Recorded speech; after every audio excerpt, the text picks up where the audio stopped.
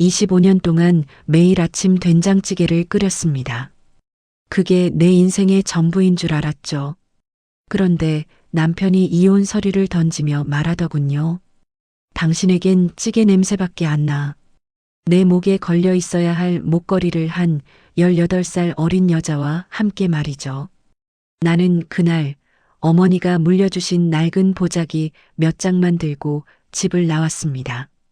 찌개 냄새 나는 아줌마의 인생은 거기서 끝난 줄 알았습니다. 하지만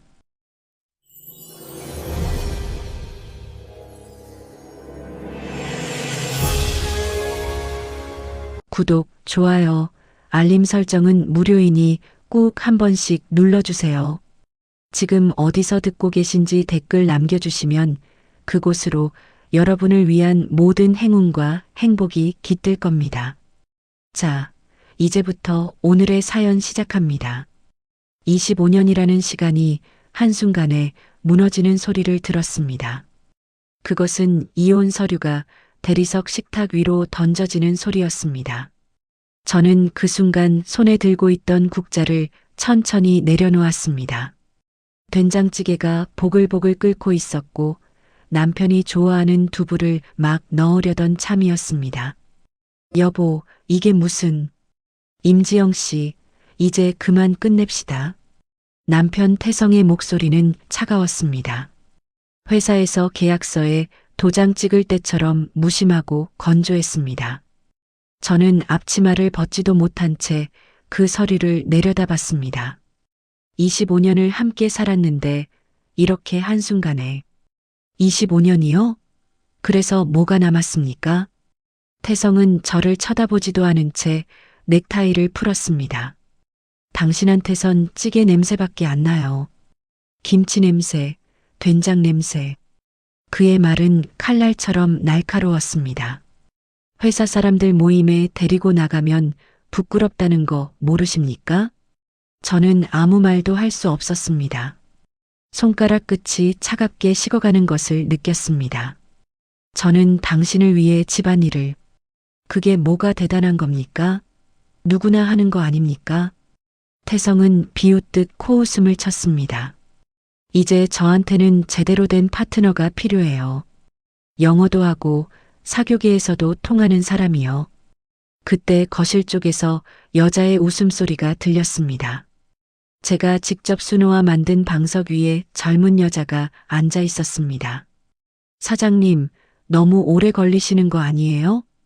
그녀는 저를 보며 가식적인 미소를 지었습니다. 아, 안녕하세요.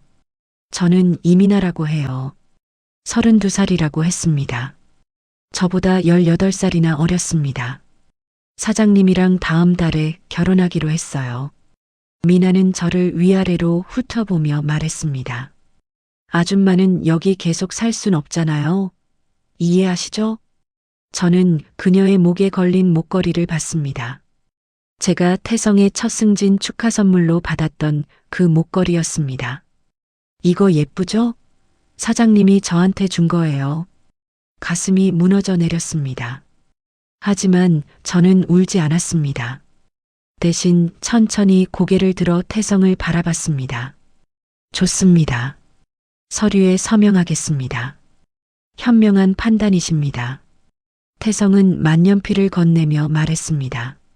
재산 분할은 없습니다. 당신이 번 돈이 하나도 없으니까요. 저는 그 말에 펜을 멈췄습니다. 25년 동안 당신의 뒷바라지를 했는데요. 그게 돈이 됩니까? 증명할 수 있습니까? 태성은 차갑게 웃었습니다. 법적으로 당신 명의 재산은 없어요. 집도 회사도 전부 제 겁니다. 저는 천천히 서명을 했습니다. 떨리는 손으로 제 이름 석자를 또박또박 썼습니다. 짐은 내일까지 싸서 나가세요. 태성은 서류를 챙기며 미나의 손을 잡았습니다. 우리 저녁 먹으러 갑시다. 두 사람이 나가는 뒷모습을 보며 저는 그 자리에 서 있었습니다. 된장찌개는 이미 눌어붙기 시작했습니다. 그날 밤 저는 짐을 쌌습니다.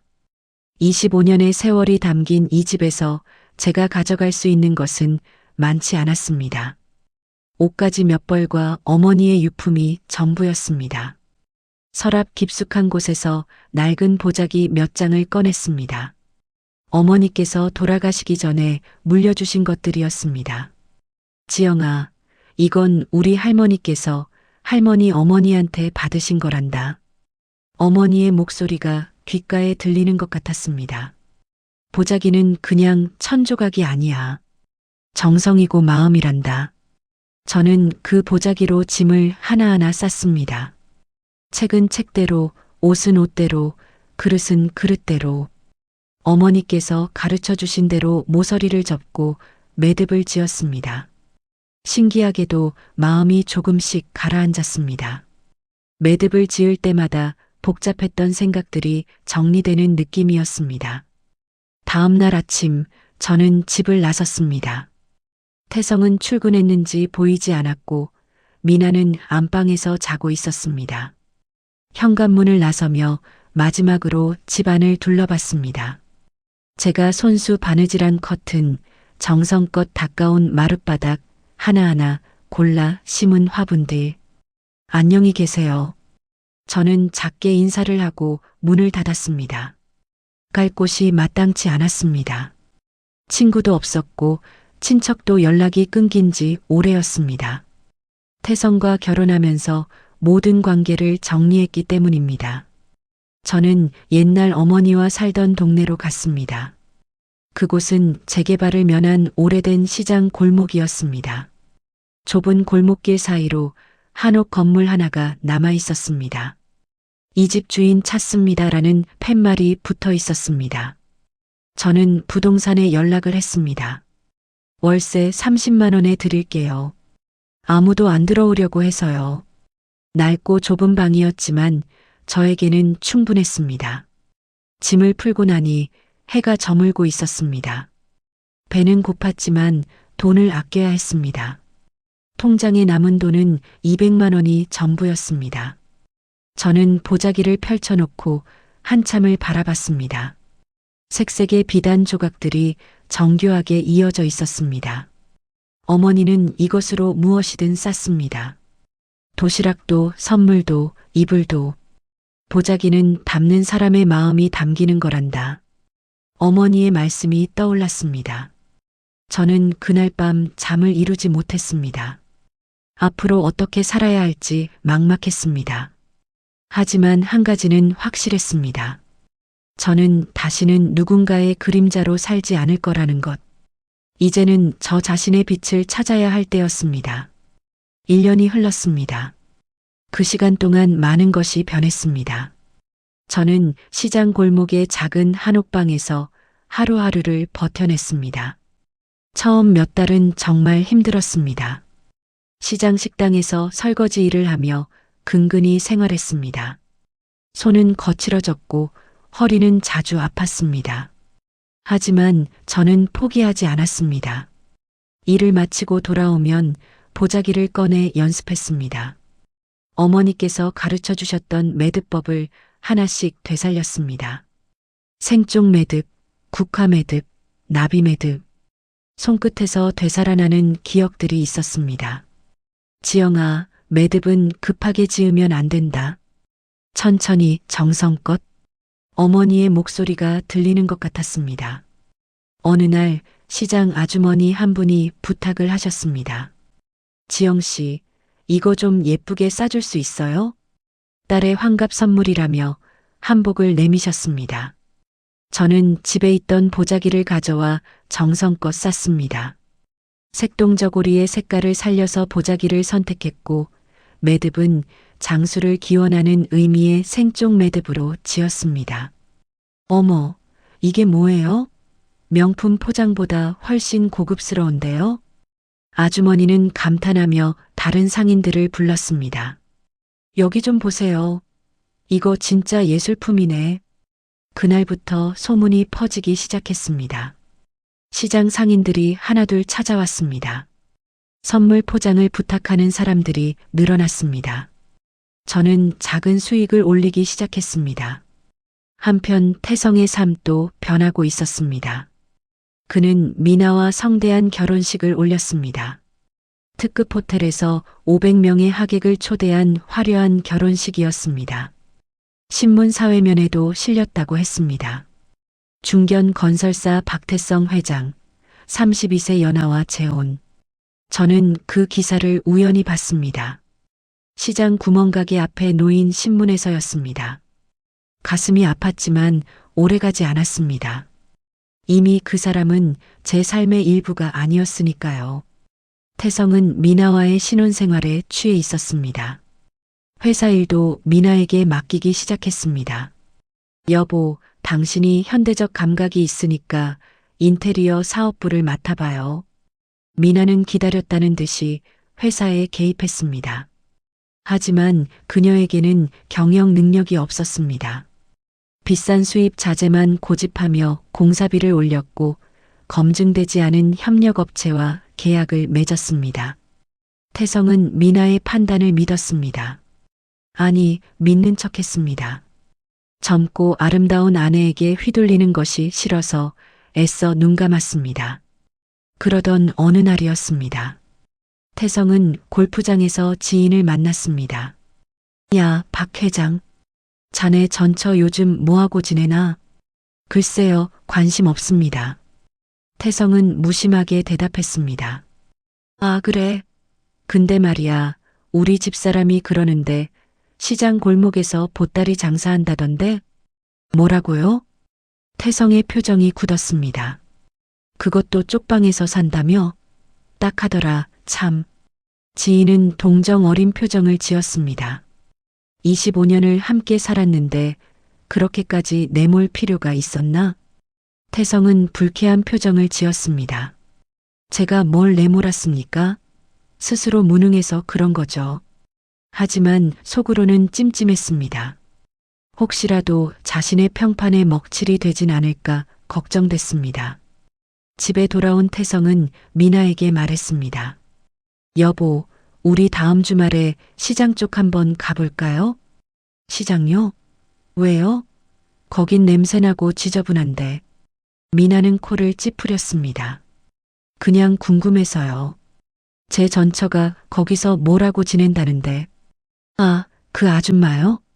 미나의 눈빛이 날카로워졌습니다. 가죠. 가서 얼마나 비참하게 사는지 한번 봐야죠. 그녀는 악의적인 미소를 지었습니다. 사진도 찍어서 SNS에 올릴까요? 이게 바로 시대에 뒤떨어진 여자의 최후라고요. 그건 좀. 왜요? 사장님이 새 삶을 사는데 방해되면 안 되잖아요. 미나는 태성의 팔을 꼭 붙잡았습니다. 그 아줌마 때문에 사장님 이미지가 나빠지면 안 되죠. 태성은 고개를 끄덕였습니다. 사실 그도 궁금했습니다. 저 임지영이 과연 어떻게 살고 있을까? 보따리 장사를 한다는 게 사실일까?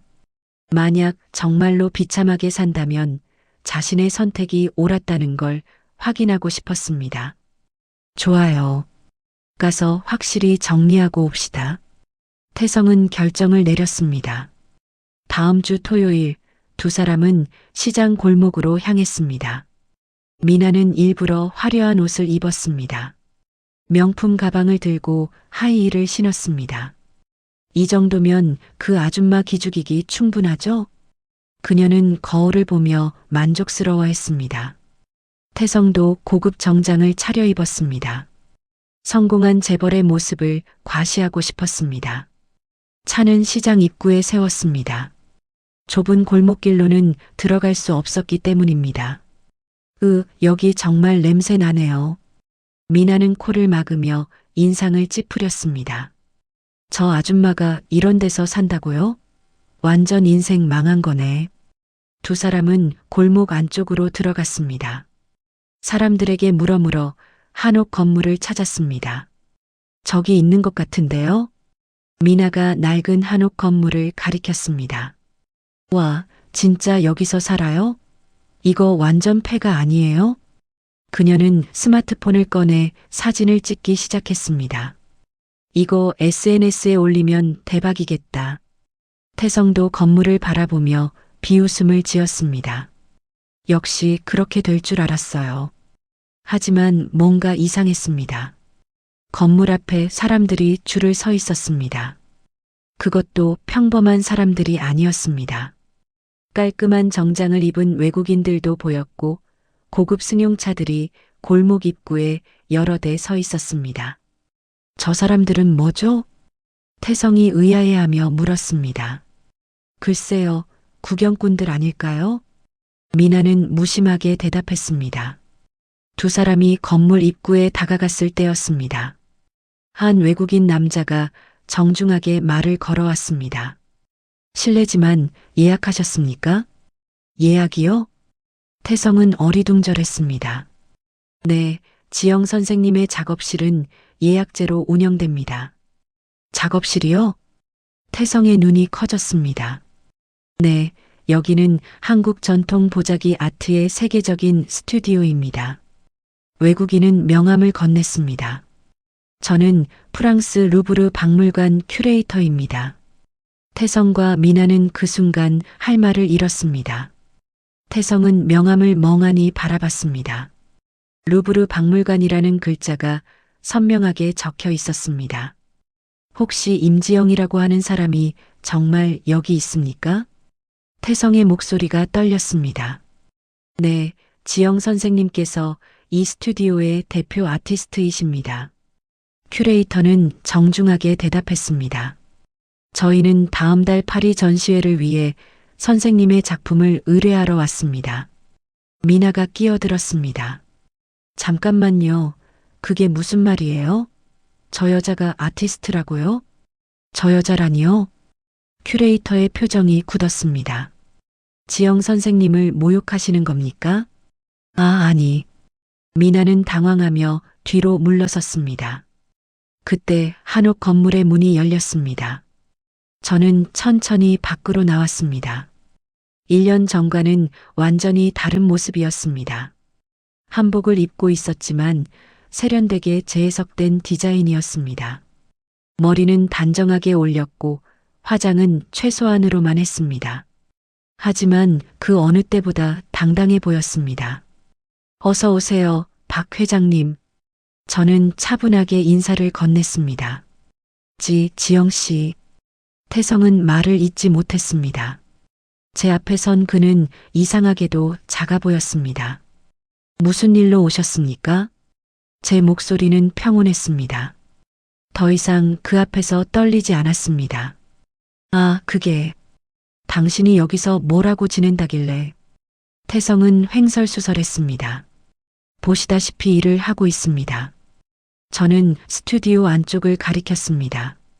큰 작업대 위에 여러 가지 색상의 보자기들이 펼쳐져 있었습니다. 벽면에는 완성된 작품들이 걸려 있었습니다.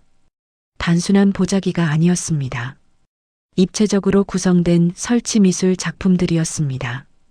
빛과 그림자를 이용해 공간을 표현한 작품도 있었습니다. 이게 대체. 태성은 믿을 수 없다는 표정이었습니다.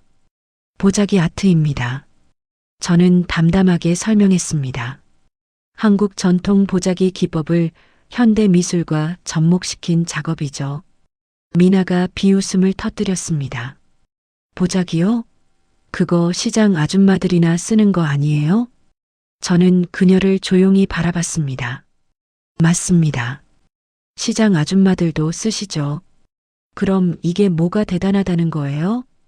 미나는 코웃음을 쳤습니다. 그때 큐레이터가 끼어들었습니다. 실례지만 당신은 보자기에 대해 얼마나 아십니까? 뭘 알아요? 그냥 천조각이잖아요. 미나는 어깨를 으쓱했습니다. 천조각이라. 큐레이터는 한숨을 쉬었습니다. 한국의 보자기는 단순한 천이 아닙니다. 수백 년의 역사와 철학이 담긴 문화유산이죠. 그는 벽에 걸린 작품을 가리켰습니다. 저 작품을 보십시오. 108개의 천조각을 이어 만든 작품입니다. 그게 뭐 대단한가요? 미나는 여전히 이해하지 못했습니다. 각각의 천조각은 서로 다른 가정에서 기증받은 것입니다. 큐레이터가 설명을 이어갔습니다. 할머니의 치마, 아기의 돌복, 결혼식 한복 조각들이죠. 그리고 그것들을 하나하나 손으로 연결했습니다. 제가 말을 이었습니다.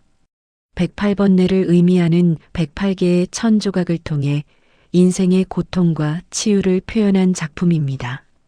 태성은 작품을 멍하니 바라봤습니다. 빛의 각도에 따라 천의 색이 달라 보였습니다. 슬픔의 파란색이 희망의 주황색으로 변하는 것 같았습니다. 이 작품은 뉴욕 현대미술관에서 소장 의뢰가 들어왔습니다. 큐레이터가 덧붙였습니다. 가격은 5억 원입니다. 5억? 미나의 입이 떡 벌어졌습니다. 네, 그리고 이미 세계의 미술관에서 구매 대기 중입니다. 저는 차분하게 말했습니다. 보자기는 단순히 무언가를 싸는 도구가 아닙니다. 작업대로 걸어가 천 조각 하나를 집어들었습니다. 이건 할머니께서 저에게 물려주신 조각보의 일부입니다. 천에는 작은 꽃무늬가 수놓아져 있었습니다. 할머니는 이 천으로 저희 어머니를 싸서 재우셨고, 어머니는 이 천으로 저를 싸서 재우셨죠. 제 목소리에 감정이 실렸습니다. 그리고 저는 이 천으로 새로운 예술을 만들어냅니다. 세대를 거쳐 이어지는 사랑과 정성, 그것이 바로 보자기의 본질입니다. 태성은 아무 말도 하지 못했습니다. 그는 25년 동안 제 옆에 있으면서도 이것을 몰랐습니다. 제가 매일 아침 밥상을 보자기로 덮어두던 것도, 선물을 정성껏 싸던 것도, 그 모든 것이 그저 촌스러운 습관으로만 보였을 것입니다.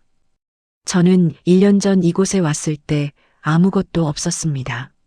저는 창문 밖을 바라보며 말했습니다.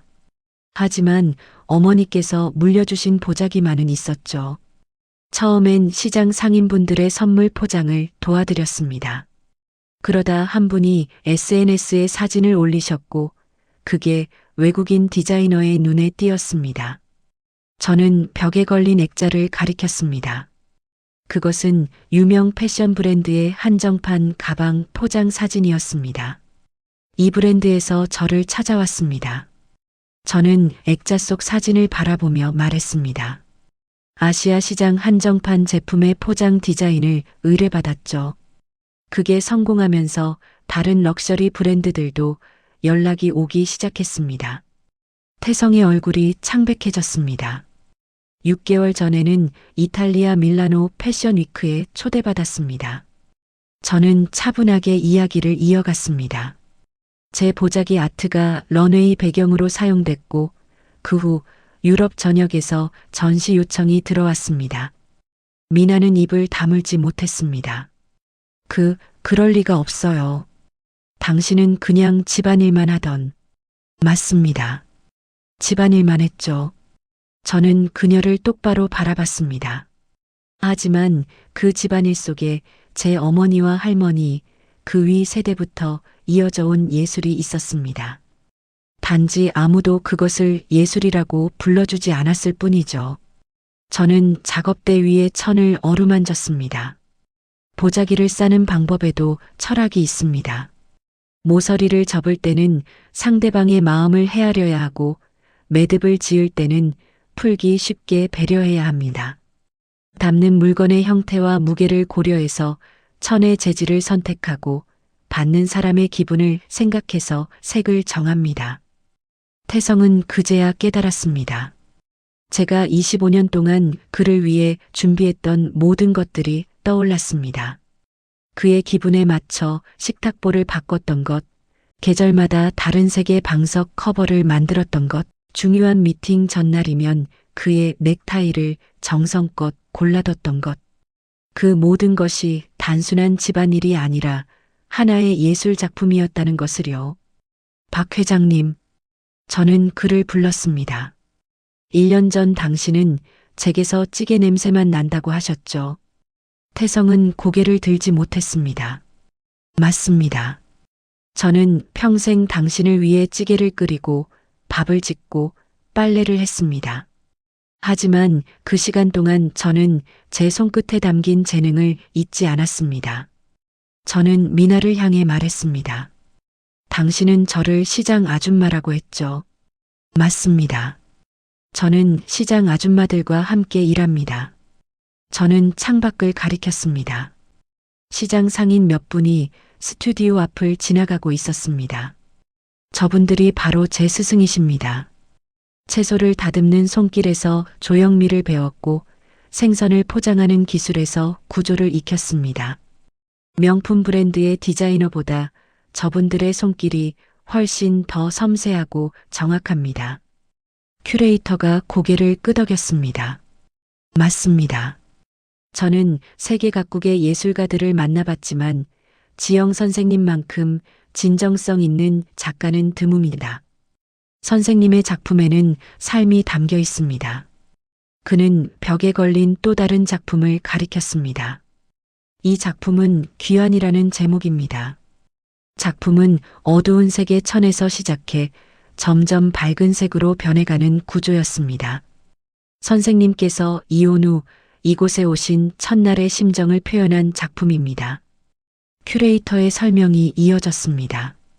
어둠 속에서 시작하지만 결국 빛을 찾아가는 여정이죠. 태성은 그 작품을 보며 가슴이 먹먹해졌습니다. 그 어둠을 만든 것이 자신이라는 사실을 알았기 때문입니다. 이 작품은 런던 테이트 모던 미술관에서 영구 소장하기로 했습니다. 제가 덧붙였습니다. 가격은 7억 원입니다. 미나는 그 자리에서 비틀거렸습니다. 7억? 네, 그리고 이번 달 수입만 3억 원이 넘습니다. 저는 담담하게 말했습니다.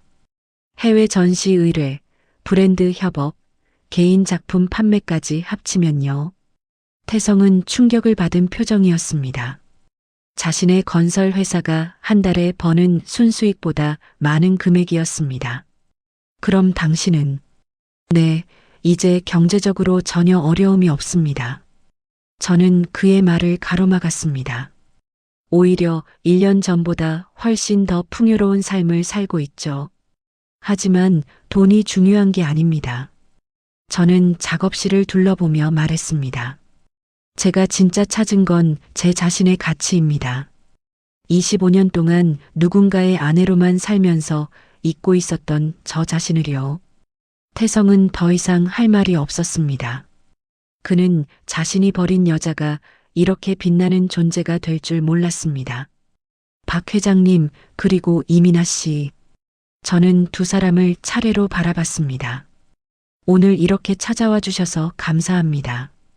덕분에 제가 얼마나 멀리 왔는지 확인할 수 있었네요. 미나는 황급히 태성의 팔을 잡아 끌었습니다. 사장님, 우리가요. 여기 있을 이유 없잖아요. 하지만 태성은 움직이지 않았습니다. 그는 저를 바라보며 입을 열었습니다. 지영 씨, 저는 괜찮습니다. 저는 그의 말을 끊었습니다. 사과도 후회도 필요 없습니다. 당신이 저를 떠나보낸 덕분에 저는 진짜 제 삶을 찾았으니까요. 저는 진심으로 웃었습니다. 오히려 감사드려야 할지도 모르겠네요. 그 순간 태성은 자신이 얼마나 큰 것을 잃었는지 깨달았습니다. 25년 동안 곁에 있던 보물을 스스로 버린 것입니다. 그럼 저는 다음 고객을 맞이해야 해서요. 저는 정중하게 인사를 했습니다. 두 분 행복하시길 바랍니다. 태성과 미나는 무거운 발걸음으로 스튜디오를 떠났습니다. 골목을 걸어 나오는 내내 두 사람은 아무 말도 하지 않았습니다. 차에 탄 미나가 먼저 입을 열었습니다. 저 여자, 뭐 대단한 척 하는 거예요? 하지만 그녀의 목소리에는 확신이 없었습니다. 그냥 운이 좋았던 거겠죠. 태성은 대답하지 않았습니다. 그는 백미러로 점점 멀어지는 시장 골목을 바라봤습니다. 그곳에서 새로운 빛을 찾은 여자를 떠올리며 깊은 한숨을 쉬었습니다. 저는 스튜디오 안으로 돌아와 창가에 섰습니다. 그들이 떠나는 모습을 지켜보며 마음속으로 중얼거렸습니다. 이제 정말 끝이네요. 가슴 한편이 텅 빈 것 같았지만 동시에 가벼워진 느낌이었습니다. 오랫동안 짊어지고 있던 무거운 짐을 내려놓은 것 같았습니다. 저는 작업대로 돌아가 천을 집어들었습니다. 다음 작품을 위한 새로운 천이었습니다. 손끝에서 천의 감촉이 느껴졌습니다. 부드러우면서도 단단한, 마치 제 인생처럼요. 태성이 다녀간 후 며칠 동안 저는 평소보다 더 바쁜 시간을 보냈습니다. 파리 루브르 박물관 전시 준비와 동시에 새로운 브랜드 협업 프로젝트가 진행 중이었습니다. 하지만 마음 한구석이 묘하게 불편했습니다. 태성의 눈빛이 자꾸 떠올랐습니다. 놀라움과 후회가 섞인 그 표정이요. 선생님, 괜찮으세요? 최연우 관장님이 걱정스러운 목소리로 물었습니다. 네, 괜찮습니다. 저는 고개를 들어 미소를 지었습니다. 현우 관장님은 제가 이 길을 걷게 도와준 첫 번째 사람이었습니다. 1년 전 저를 처음 발견한 사람도 바로 그분이었습니다. 그날을 떠올리면 아직도 신기합니다. 저는 시장 입구에서 한 할머니의 부탁으로 선물 포장을 하고 있었습니다. 손녀의 돌잔치 선물이라며 건네주신 은수저 세트였죠. 저는 연보라색 비단 보자기를 골라 정성껏 쌌습니다. 장수를 기원하는 의미로 생쪽 매듭을 지었고 모서리마다 작은 복주머니 모양을 만들어 넣었습니다. 정말 아름답군요. 갑자기 뒤에서 목소리가 들렸습니다. 돌아보니 잘 차려입은 중년 신사가 서 있었습니다. 저는 국립현대미술관 관장 최현우라고 합니다. 그는 명함을 건네며 말했습니다. 방금 하신 작업을 처음부터 끝까지 지켜봤는데 정말 놀라웠습니다. 아, 감사합니다. 저는 당황스러워 고개를 숙였습니다. 혹시 어디서 배우셨습니까? 어머니에게 배웠습니다. 어머님은 명인이셨나 보군요. 아니요, 그냥 평범한 주부셨습니다. 저는 작게 웃었습니다. 하지만 어머니도 할머니께 배우셨고 할머니도 그 위 어른께 배우셨다고 하셨어요. 현우 관장님의 눈빛이 반짝였습니다. 그것이 바로 진정한 전통입니다. 그는 제 손을 잡았습니다. 제 명함에 있는 번호로 꼭 연락 주십시오. 당신의 재능이 세상에 알려져야 합니다. 처음에는 믿기지 않았습니다. 하지만 며칠 후 용기를 내어 전화를 걸었고 그것이 제 인생을 바꾼 시작이었습니다. 현우 관장님은 저를 여러 사람들에게 소개해 주셨습니다. 디자이너, 큐레이터, 갤러리 운영자들이요. 지영 씨의 작업은 단순한 공예가 아닙니다. 그는 항상 저를 그렇게 소개했습니다. 한국 여성들의 삶이 담긴 예술입니다. 처음 전시회를 열었을 때가 떠오릅니다. 작은 갤러리였지만 제게는 엄청난 도전이었습니다. 제 작품이 사람들에게 받아들여질까요? 저는 떨리는 목소리로 물었습니다. 받아들여지는 게 중요한 게 아닙니다. 현우 관장님은 제 어깨를 토닥이며 말씀하셨습니다. 당신이 진실하게 표현하는 것이 중요합니다. 전시회 첫날 많은 사람들이 찾아왔습니다. 그 중에는 비판적인 시선도 있었습니다. 이게 예술이라고 할 수 있나요? 한 평론가가 코웃음을 쳤습니다. 그냥 천 조각을 이어붙인 것 아닙니까? 저는 당당하게 대답했습니다. 맞습니다. 천 조각을 이어붙였습니다. 하지만 이 천 조각 하나하나에는 사람들의 삶이 담겨 있습니다. 저는 작품 하나를 가리켰습니다. 이 파란색 천은 80대 할머니의 치마 조각입니다. 6.25 전쟁 때 피난 가시면서 유일하게 챙겨오신 옷이라고 하셨죠. 이 분홍색 천은 20대 세댁의 첫 아기 돌복입니다. 난임으로 5년을 고생하다 얻은 소중한 아이의 옷이에요. 그리고 이 하얀 천은 제 어머니의 수의 자투리입니다. 제 목소리가 잠시 떨렸습니다. 어머니는 돌아가시기 전에 이 천을 제게 주시며 말씀하셨어요. 내 인생도 이 천처럼 순결하게 살아라고요. 갤러리 안이 조용해졌습니다. 저는 이 천들을 하나로 이었습니다.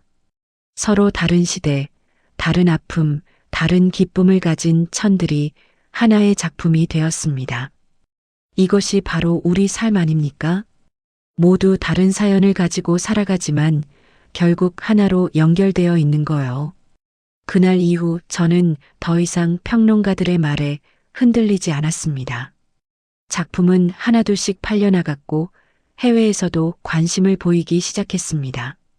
선생님, 오늘 중요한 제안이 하나 더 들어왔습니다. 현우 관장님이 서류를 건네며 말했습니다. 프랑스 유명 패션회사 본사에서 연락이 왔습니다. 프랑스요? 저는 놀라서 서류를 펼쳤습니다. 네, 내년 봄 컬렉션의 협업 아티스트로 선생님을 초대하고 싶다고 합니다. 한국 전통 보자기 기법을 실크 스카프에 적용하는 프로젝트라고 하네요. 저는 믿을 수가 없었습니다. 세계적인 명품 브랜드에서 저를 찾다니요. 이건 엄청난 기회입니다. 현우 관장님은 진지한 표정으로 말씀하셨습니다. 하지만 압박도 클 겁니다. 신중하게 결정하세요. 저는 창밖을 바라봤습니다. 시장 골목에 평범한 풍경이 펼쳐져 있었습니다. 관장님, 제가 여쭤봐도 될까요? 물론입니다. 왜 저를 도와주시는 겁니까? 저는 용기를 내어 물었습니다. 제가 뭐 대단한 사람도 아닌데요. 현우 관장님은 잠시 생각하시더니 천천히 입을 여셨습니다. 제 어머니 이야기를 해드릴까 합니다. 어머니는 평생 아버지를 내조하시며 사셨습니다. 아버지는 유명한 화가셨고 어머니는 그 그림자였죠. 그의 목소리에 아픔이 묻어났습니다. 하지만 어머니는 자수에 천재적인 재능이 있으셨습니다. 아버지의 작업실 커튼을 직접 수놓으셨는데 그게 정말 아름다웠어요. 한 번은 아버지 전시회에 온 외국 큐레이터가 그 커튼을 보고 누가 만든 거냐고 물었습니다. 하지만 아버지는 그냥 집사람이 취미로 만든 것이라고 하셨죠. 현우 관장님의 눈가가 붉어졌습니다. 어머니는 돌아가시기 전까지 단 한 번도 당신의 작품을 세상에 내놓지 못하셨습니다. 저는 그게 너무 후회됐습니다. 그래서 지영 선생님을 보는 순간 알았습니다. 이분은 제 어머니 같은 분이구나. 재능을 숨긴 채 살아온 분이구나. 저는 가슴이 뭉클해졌습니다. 그래서 선생님만큼은 세상의 빛을 보시길 바랐습니다. 어머니가 못 이룬 꿈을 대신 이루시기려. 저는 그의 손을 꼭 잡았습니다. 감사합니다, 관장님. 아닙니다. 제가 감사하죠. 선생님 덕분에 제 어머니도 위로받으실 것 같습니다. 그날 저는 프랑스 명품 브랜드의 제안을 받아들이기로 결정했습니다. 하지만 한 가지 조건을 달았습니다. 프로젝트 수익의 일부를 시장 상인분들과 나누고 싶습니다. 프랑스 명품 브랜드 담당자는 의아해했습니다. 왜 그러시죠? 이분들이 제 스승이시기 때문입니다. 저는 시장 골목을 가리켰습니다. 이분들의 손길이 없었다면 저도 없었을 겁니다. 결국 프랑스 명품 브랜드 담당자는 제 조건을 받아들였습니다. 그리고 시장 상인분들을 프로젝트에 참여시키기로 했습니다. 지영아, 우리가 뭘 도와주면 되는 거야? 김아주머니가 물으셨습니다. 아주머니들이 평소에 하시던 그대로 하시면 됩니다. 저는 웃으며 대답했습니다. 채소 다듬으시고 생선 포장하시고 손님들 응대하시는 모습을요. 그게 왜 필요한데? 그 속에 예술이 있으니까요. 며칠 후 에르메스 디자인팀이 한국에 왔습니다. 그들은 시장 골목을 둘러보며 감탄을 금치 못했습니다. 이것 보세요. 저 아주머니가 생선을 싸는 방식이 완벽합니다. 저기 저 색감의 조화를 보세요. 빨간 고추와 초록 파의 배치가 예술이에요. 그들은 카메라를 들고 시장 곳곳을 촬영했습니다. 그리고 그 이미지들을 바탕으로 스카프 디자인을 만들기 시작했습니다. 지영 선생님, 이 프로젝트는 성공할 겁니다. 디자인 팀장이 확신에 찬 목소리로 말했습니다. 왜냐하면 여기엔 진짜 삶이 있으니까요. 프로젝트가 진행되는 동안 저는 매일 새벽같이 일어났습니다. 시장이 가장 활기찬 시간은 새벽 5시였기 때문입니다. 상인분들이 물건을 진열하고 손님을 맞이하는 모습에서 영감을 얻었습니다. 지영아, 오늘도 또 왔네? 생선 가게 박 아저씨가 웃으며 인사하셨습니다. 네, 아저씨 손놀림 좀 보려고요. 뭘 또 배울 게 있다고 그래. 하지만 아저씨는 평소보다 더 정성껏 생선을 다루셨습니다.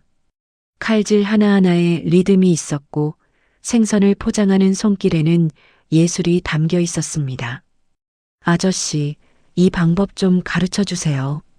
저는 메모장을 꺼내 들었습니다. 생선이 상하지 않게 공기를 넣으면서도 모양이 흐트러지지 않게 싸는 방법이요. 아, 이거 그냥 오래 하다 보면 손에 익는 거야. 아니에요. 이건 기술입니다. 저는 진지하게 말했습니다. 정확한 각도와 힘 조절이 필요한 고급 기술이에요. 아저씨는 쑥스러워 하셨지만 천천히 시범을 보여주셨습니다. 그 기술을 바탕으로 새로운 보자기 접기 방법을 개발했습니다. 통풍이 되면서도 내용물을 안전하게 보호하는 방식이었죠. 선생님, 이거 정말 혁신적인데요? 프랑스 명품 브랜드 팀장이 감탄했습니다. 이 방식을 스카프 연출법으로 응용하면 완벽할 것 같아요. 프로젝트는 순조롭게 진행됐습니다. 하지만 그 무렵 태성의 소식이 들려오기 시작했습니다. 지영아, 너 전 남편 회사 망한다는 소문 들었어? 김 아주머니가 걱정스러운 표정으로 물으셨습니다. 아니, 무슨 일인데요? 건설사에서 지은 아파트에서 균열이 발견됐대. 입주한 지 1년밖에 안 됐는데 벽에 금이 가고 천장에서 물이 샌다고. 저는 가슴이 철렁했습니다. 심각한가 봐요? 심각하지. 입주민들이 집단으로 소송 걸었대. 게다가 건설사 직원들도 임금체불로 고소했다더라. 저는 복잡한 심정이 됐습니다. 태성이 저를 배신했지만 그래도 25년을 함께 산 사람이었으니까요. 그 젊은 마누라가 돈 다 빼돌렸다는 소문도 있어. 김 아주머니가 혀를 찼습니다. 비자금 챙겨서 도망갔다던데. 저는 아무 말도 하지 않았습니다. 그저 묵묵히 일에 집중했습니다. 하지만 며칠 후 직접 확인할 기회가 왔습니다. 저는 작업실에서 새로운 작품 구상을 하고 있었습니다. 창밖으로 시장 골목의 풍경이 보였습니다. 그때 낯익은 차 한 대가 골목 입구에 멈춰 섰습니다. 태성의 차였습니다. 하지만 예전처럼 반짝이지 않았습니다. 먼지가 쌓여 있었고 범퍼에 흠집이 나 있었습니다. 차에서 내린 태성의 모습은 더 충격적이었습니다. 말끔했던 정장 대신 구겨진 셔츠를 입고 있었습니다. 수염은 며칠째 깎지 않은 듯 거칠었고 얼굴은 헬쑥했습니다. 저 사람이 박 회장 맞아? 시장 사람들이 수군거렸습니다. 완전 달라졌네. 쫄딱 망했나 봐. 태성은 비틀거리며 골목 안쪽으로 들어왔습니다. 저는 그 모습을 지켜보다가 작업실 문을 열고 나갔습니다. 박 회장님, 제 목소리에 태성이 고개를 들었습니다. 지영 씨. 그의 목소리는 쉬어 있었습니다.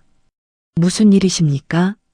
저는 태성은 말을 잇지 못했습니다. 그저 멍하니 저를 바라볼 뿐이었습니다. 일단 안으로 들어오시죠. 저는 그를 작업실로 안내했습니다. 따뜻한 차를 내왔고 그는 떨리는 손으로 찻잔을 받았습니다. 회사가 망했습니다. 한참 후에야 태성이 입을 열었습니다.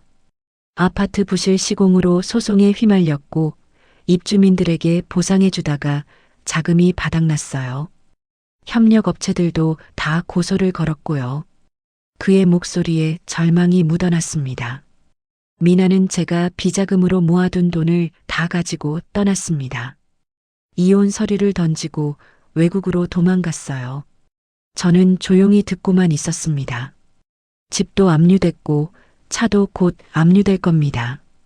저는 이제 아무것도 없어요. 태성은 고개를 떨구었습니다. 회사 직원들 월급도 못 줬습니다.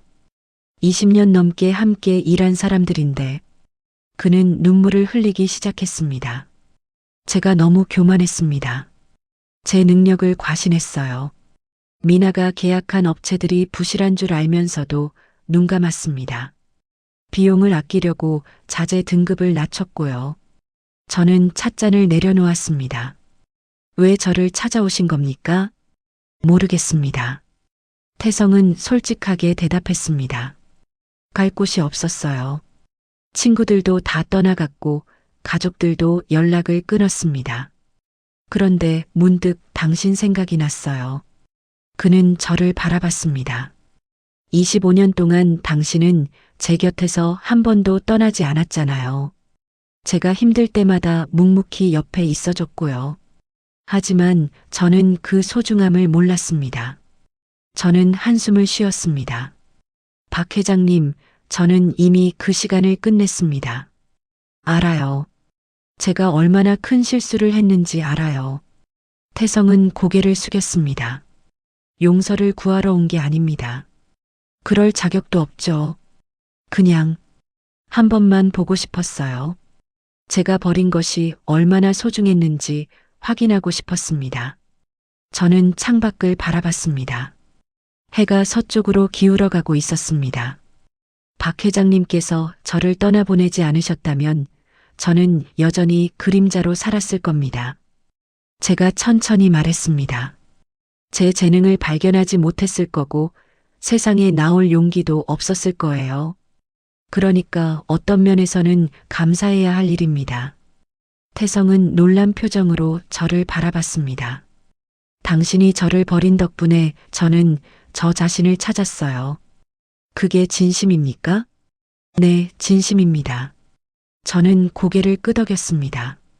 하지만 그렇다고 해서 다시 예전으로 돌아갈 수는 없습니다. 저는 이제 다른 사람이 됐고 당신도 다른 사람이 됐으니까요. 태성은 천천히 고개를 끄덕였습니다. 알고 있습니다. 다만 한 가지만 알아주셨으면 합니다. 무엇을 말입니까? 당신이 해준 모든 것들이 당연한 게 아니었다는 걸 이제야 알았어요. 그의 목소리가 떨렸습니다. 아침마다 차려주던 밥상, 계절마다 바꿔주던 커튼, 제 기분에 맞춰 골라주던 넥타이들. 그 모든 게 얼마나 큰 사랑이었는지 이제야 깨달았습니다. 저는 더 이상 아무 말도 하지 않았습니다. 태성은 자리에서 일어났습니다. 오래 방해해서 죄송합니다. 이제 가보시죠. 저는 그를 배웅하기 위해 일어섰습니다. 문 앞에서 태성이 멈춰 섰습니다. 지영 씨, 네. 행복하세요. 당신도요. 태성은 고개를 숙여 인사하고 돌아섰습니다. 그의 뒷모습이 점점 작아지는 것을 보며 저는 문득 깨달았습니다. 이제 정말 모든 것이 끝났다는 것을요. 미련도 원망도 슬픔도 없었습니다. 그저 한 시대가 저물고 새로운 시대가 시작되는 것 같았습니다. 저는 작업실로 돌아와 천을 펼쳤습니다. 새로운 작품을 위한 천이었습니다. 밝은 노란색 천이었는데 햇살 같은 따뜻함이 느껴졌습니다. 이번 작품의 제목은 새로운 아침으로 해야겠어요. 저는 혼잣말을 하며 천을 어루만졌습니다. 손끝에서 천의 온기가 전해져 왔습니다. 마치 새로운 시작을 축복하는 것처럼요. 태성이 저를 찾아온 지 일주일이 지났습니다. 그 사이 그의 상황은 더욱 악화됐습니다. 뉴스에서 그의 이야기가 연일 보도됐습니다. 박태성 회장의 건설사 부실 시공으로 파산 위기. 입주민 300세대, 집단 소송 제기, 전 부인 재산 은닉 의혹까지 불거져 저는 그 마지막 뉴스를 보고 깜짝 놀랐습니다. 재산 은닉이라니요. 저는 가진 게 아무것도 없었는데요. 지영 선생님, 혹시 기자들한테 연락 온 거 없으세요? 현우 관장님이 걱정스럽게 물으셨습니다. 아직은 없습니다. 조심하세요. 언론에서 선생님을 찾아올 수도 있어요. 전 부인이 실은 재산을 숨겨뒀다는 식으로 왜곡할 수도 있으니까요. 저는 고개를 끄덕였습니다. 하지만 제게는 숨길 것도 없었습니다. 모든 수입은 정당하게 신고했고 세금도 제대로 냈습니다. 며칠 후 정말로 기자들이 찾아왔습니다. 임지영 씨 맞으십니까? 네, 맞습니다. 박태성 회장의 전 부인이시죠? 그렇습니다만 이미 1년 전에 이혼했습니다. 저는 차분하게 대답했습니다. 재산 분할은 어떻게 하셨습니까? 받은 게 없습니다. 없다고요? 기자들이 놀란 표정을 지었습니다. 네, 이혼 당시 제 명의로 된 재산이 없었으니까요. 그럼 지금 이렇게 사시는 건 제가 번 돈으로 사는 겁니다. 저는 작업실을 가리켰습니다. 보자기 아트 작가로 활동하고 있습니다. 기자들은 서로 얼굴을 마주봤습니다. 이들이 예상했던 스토리와 다른 모양이었습니다. 그럼 박 회장의 부실 시공에 대해서는 알고 계셨습니까? 전혀 몰랐습니다. 저는 회사 일에 관여한 적이 없으니까요. 하지만 25년이나 함께 사셨잖아요. 함께 살았지만 회사 이야기는 집에 가져오지 않았습니다. 저는 솔직하게 대답했습니다. 기자들은 더 이상 물을 것이 없다는 듯 돌아갔습니다. 하지만 다음 날 기사가 나왔을 때는 놀랐습니다. 박태성 전 부인, 세계적인 아티스트로 재기. 이혼 후 1년 만에 연수입 수십억 원 달성. 전통 보자기로 K아트의 새 지평 열어. 기사는 제 이야기를 중심으로 쓰여 있었습니다. 태성의 몰락과 제 성공을 대비시킨 내용이었죠. 지영아, 너 완전 유명인 됐네. 김아주머니가 신문을 들고 달려오셨습니다. 우리 시장이 신문에 나왔어. 시장 상인분들이 모두 기뻐하셨습니다. 하지만 저는 마음이 편치 않았습니다. 태성의 고통이 제 성공을 돋보이게 하는 도구로 쓰인 것 같았으니까요. 그날 오후 낯선 번호로 전화가 왔습니다. 여보세요? 지영 씨, 저 미나예요. 저는 깜짝 놀랐습니다. 미나의 목소리였습니다. 무슨 일이십니까? 만나서 얘기 좀 할 수 있을까요? 만나서요? 네, 부탁이에요. 그녀의 목소리에는 다급함이 묻어 있었습니다. 저는 잠시 고민하다가 대답했습니다. 좋습니다. 어디서 만날까요? 제가 그쪽으로 갈게요. 1시간 후 미나가 시장 골목에 나타났습니다. 예전의 화려함은 온데간데 없었습니다. 명품 가방 대신 평범한 가방을 들고 있었고 화장도 진하지 않았습니다. 들어오세요. 저는 그녀를 작업실로 안내했습니다. 차 한 잔 드릴까요? 아니요, 괜찮아요. 미나는 불안한 표정으로 주위를 둘러봤습니다. 무슨 일로 오셨습니까? 지영 씨한테 부탁이 있어요. 부탁이요? 태성 오빠를 도와주세요. 저는 어이가 없었습니다. 제가 왜 그래야 합니까? 오빠가 지금 정말 힘들어요. 회사도 망했고 집도 잃었어요. 그건 제 일이 아닙니다. 저는 단호하게 말했습니다. 당신이 도와주셔야죠. 재혼한 부인이시잖아요. 미나는 고개를 떨구었습니다. 저는 이혼했어요. 이혼을요?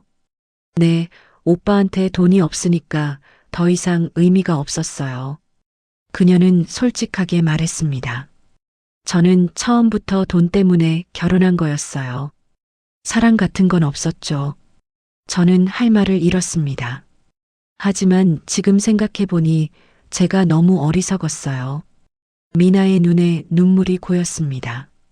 오빠는 진심으로 저를 사랑했는데 저는 그걸 이용만 했어요. 그래서 제가 도와줘야 한다는 말씀이신가요? 아니요. 미나는 고개를 저었습니다. 그냥 오빠가 지영 씨를 정말 그리워한다는 걸 전하고 싶었어요. 제가 떠난 후에 오빠는 매일 지영 씨 이야기만 했거든요. 당신이 얼마나 좋은 사람이었는지, 자기가 얼마나 바보였는지. 저는 침묵했습니다. 지영 씨, 저는 오빠를 사랑하지 않았지만 당신은 사랑했잖아요. 25년이나 함께 살았으면 정이 있을 거 아니에요. 정은 있습니다. 저는 조용히 대답했습니다. 하지만 그 정이 다시 함께하자는 의미는 아닙니다. 알아요. 그것까지 바라는 건 아니에요. 미나는 가방에서 봉투 하나를 꺼냈습니다. 이거 받아주세요. 이게 뭡니까? 오빠가 마지막으로 남긴 돈이에요. 5천만 원. 저는 봉투를 밀어냈습니다. 저는 필요 없습니다. 지영 씨한테 주라고 했어요. 25년 동안 고생한 거에 대한 보상이라고. 보상은 필요 없습니다. 저는 단호하게 말했습니다. 그 돈은 박 회장님께서 직원들 월급이나 입주민 보상에 쓰셔야 합니다. 미나는 울음을 터뜨렸습니다. 지영 씨는 정말 대단한 사람이에요. 저 같으면 절대 이렇게 못해요. 저는 그녀의 어깨를 토닥였습니다. 미나 씨도 이제는 진심으로 사는 법을 배우세요. 돈이 아니라 마음으로요. 미나는 고개를 끄덕이며 일어섰습니다. 지영 씨, 정말 죄송했어요. 그리고 존경해요. 그녀는 봉투를 두고 나갔습니다. 저는 봉투를 들고 한참을 생각했습니다. 그리고 결심을 했습니다. 이 돈을 태성의 회사 직원들에게 전달하기로요. 다음 날 저는 태성의 회사를 찾아갔습니다. 한때 번화했던 사무실은 텅 비어 있었습니다. 누구세요? 한 중년 남자가 물었습니다. 저는 임지영이라고 합니다. 박 회장님의 전 부인이시군요. 그는 한숨을 쉬었습니다. 저는 이 회사에 20년 넘게 다닌 이사예요. 아직도 여기 계신 겁니까? 회장님 혼자 두고 갈 수가 없어서요. 그의 목소리에는 충성심이 묻어 있었습니다. 다른 직원분들은요? 대부분 떠났습니다. 월급을 못 받았으니까요. 하지만 저를 포함해서 5명은 남았어요. 저는 봉투를 꺼냈습니다. 이걸 직원분들께 나눠주세요. 이게 뭡니까? 5천만 원입니다. 밀린 월급에 보태 쓰세요. 이사는 깜짝 놀랐습니다.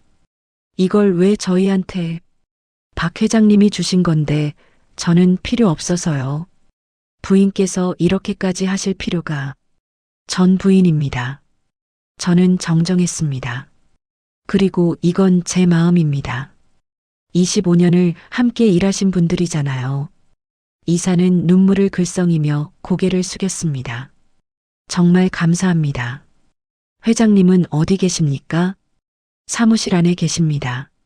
며칠째 나오지도 않으세요. 저는 사무실 문을 두드렸습니다. 누구십니까? 태성의 목소리가 들렸습니다. 저 임지영입니다. 잠시 침묵이 흘렀습니다. 들어오세요. 문을 열고 들어가니 태성은 책상에 엎드려 있었습니다. 방은 어둡고 답답했습니다. 불 좀 켤까요? 아니요, 괜찮습니다. 태성은 고개를 들지 않았습니다. 왜 오셨습니까? 미나 씨가 다녀갔어요. 미나가요? 태성은 놀라며 고개를 들었습니다. 네, 이 돈을 전해주더군요. 저는 봉투를 책상 위에 놓았습니다. 하지만 저는 직원분들께 전달했어요. 그게 맞는 일이니까요. 저는 창문을 열었습니다. 신선한 공기가 방 안으로 들어왔습니다. 박 회장님, 이렇게 주저앉아 계실 건가요? 제가 뭘 할 수 있겠습니까? 태성은 자포자기한 표정이었습니다. 모든 게 끝났어요. 끝난 게 아니라 새로운 시작일 수도 있습니다. 저는 그의 맞은편에 앉았습니다. 1년 전 저도 당신처럼 생각했어요. 모든 게 끝났다고, 이제 남은 게 없다고. 하지만 그게 시작이었어요. 태성은 저를 바라봤습니다. 당신은 달랐습니다. 재능이 있었잖아요. 당신도 재능이 있어요. 저는 진심으로 말했습니다. 25년 전 아무것도 없던 당신이 중견 건설사를 일궈냈잖아요. 그건 실력이었어요. 태성은 고개를 저었습니다. 하지만 교만해져서 다 잃었습니다. 그럼 이제 겸손해지면 됩니다. 저는 단호하게 말했습니다. 처음부터 다시 시작하세요. 어떻게요? 정직하게요. 저는 창밖을 가리켰습니다. 현장에서 일하는 사람들처럼요. 제가 현장 일을 할 수 있을까요? 해야죠. 당신이 만든 부실 건물의 책임을 지려면요. 제 목소리에는 단호함이 실렸습니다. 피해자들에게 제대로 보상하려면 돈을 벌어야 해요. 사무실에 앉아서 한탄만 하면 안 됩니다. 태성은 저를 빤히 바라봤습니다. 당신은 정말 변했습니다. 네, 변했어요. 저는 고개를 끄덕였습니다. 더 이상 누군가를 의지하지 않아요. 그리고 당신도 변해야 합니다. 저는 자리에서 일어섰습니다. 제가 해줄 수 있는 말은 여기까지예요. 지영 씨, 태성이 저를 불렀습니다. 감사합니다. 천만에요. 저는 문을 향해 걸어갔습니다. 지영 씨, 태성이 다시 불렀습니다. 네, 당신을 보내서 정말 후회합니다. 저는 잠시 멈췄다가 대답했습니다. 후회는 하지 마세요. 그냥 앞으로 더 잘 사시면 돼요. 저는 사무실을 나왔습니다. 복도를 걸으며 가슴이 답답했습니다. 25년의 세월이 정말 끝났다는 실감이 들었습니다. 슬픔보다는 해방감이 더 컸습니다. 시장으로 돌아오는 길에 전화가 왔습니다. 선생님, 저 최현우입니다. 아, 관장님. 무슨 일이세요? 좋은 소식이 있어서요. 현우 관장님의 목소리가 들떠 있었습니다. 파리 루브르 전시가 확정됐습니다. 정말입니까? 네, 그리고 전시 오프닝에 프랑스 문화부 장관도 참석한대요. 저는 기뻤지만 동시에 부담스러웠습니다. 제가 그런 자리에 설 만한 사람인가요? 물론입니다. 관장님은 확신에 찬 목소리로 말씀하셨습니다. 선생님의 작품은 세계에 내놔도 손색 없어요. 그리고 한국 여성들의 삶을 대표하는 작품이기도 하고요. 저는 깊은 숨을 들이쉬었습니다. 열심히 준비하겠습니다. 그리고 선생님, 한 가지 더 제안이 있어요. 무엇입니까? 시장 상인분들과 함께 전시회를 여는 게 어떨까요? 시장 상인분들이요? 네, 이분들의 삶과 손길이 선생님 작품의 영감이잖아요. 그들의 이야기도 함께 전시하면 더 의미 있을 것 같아서요. 저는 잠시 생각했습니다. 좋은 생각입니다.